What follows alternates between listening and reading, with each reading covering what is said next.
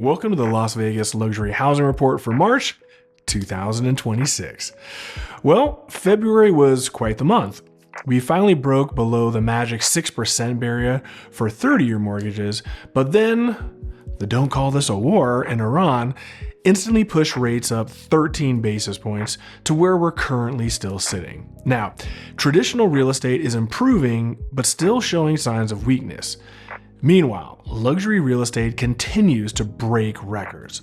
So, without further ado, let's break down some numbers and figure out what's really going on with Las Vegas real estate this spring.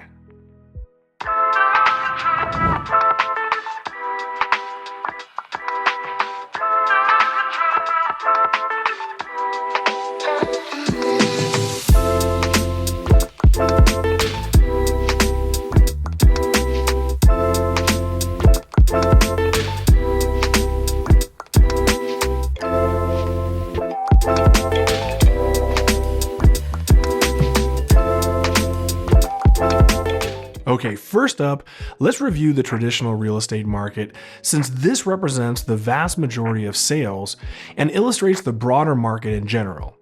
Then we'll transition into luxury to illuminate just how differently the two market segments are performing. So let's see how last month's traditional sales went. We sold 1,391 homes in February. Now, while this was a 6% decline from last year, it was also a 32% decline from our average February. So, with sales down substantially from the norm, that clearly means that the median price must be struggling as well, right? Alright, as you can see on the screen now, somehow the median sales price for resale homes increased by $15,000 last month to settle in at $475,000. While this was a huge increase over January, it still puts us down $5,000 from where we were this same time last year. Considering our all-time high is $485,000, I think it's more than fair to presume that we'll just blow right past that number sometime this spring or summer. So sales are down and prices are high. What does this tell us about inventory? As you can see now, we ended the month just slightly down about 3% from January. Basically a big old nothing burger. But here's the rub. We currently have about 6,000 homes on the market. Even though sales are down from our average, we should still sell roughly 2,000 homes this month and next month. So that means we're operating with only a 3-month supply of homes. Typically, this denotes a seller's market, but now anyone out there who's currently listed for sale realizes this certainly doesn't feel like it's a seller's market. Put bluntly, there just aren't many great options out there for buyers right now. If we actually had more inventory, we'd likely have more sales. If we had more sales, perhaps sellers would be more motivated to list their homes. With mortgage rates still much higher than most homeowners are locked in at, we're very much caught in a catch-22 type situation. Now finally, let's check out housing absorption by price range. I created this metric to display how different price points are performing. Now the higher the percentage, the more competitive that segment is. So let's first start off with the bulk of our market. Homes priced between $250,000 and $500,000. This increased from 34% to 39% now. Meaning, almost half the homes listed for sale in this price range are already under contract. In October through January, this was only about 25%. So we've gone from a quarter to almost half in just a few months. Next, let's look at 500 to 750. This barely moved just 1% from 25 to 26. Next, let's look at 750 to 1 million. This went from 21% to 24%. Now let's get into luxury, homes priced 1 million to 1.5 million.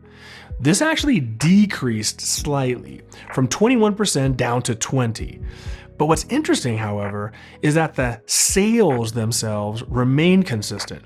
We simply saw an influx of available listings increase. Finally, we have the ultra-luxury market of over 1.5 million. While sales increased slightly, so did the listings. As a result, the percentage remained flat overall. So overall, the entire market became a bit more competitive from 27% to 30%. Now that we've seen the struggles facing the traditional market, let's take a look at the luxury market and see how it's faring. First up are sales over $1 million. Last month, we broke the all-time record for February with 168 home sales. This was a 12% increase over last year. Now follow me. Moments ago, I just told you that the overall market was down 6% last month. Meanwhile, homes over 1 million were up 12%. Well, if that wasn't surprising enough, wait till you see what's next. But now we're going to look at homes for sale over $3 million. Last month, we sold 23 homes over $3 million. Once again, this shattered the all-time record for February, which ironically was set just last year. We beat that record by an astonishing 35%. Considering prices have been relatively flat these past 3 years, it's incredible to see the level of growth in the luxury segment.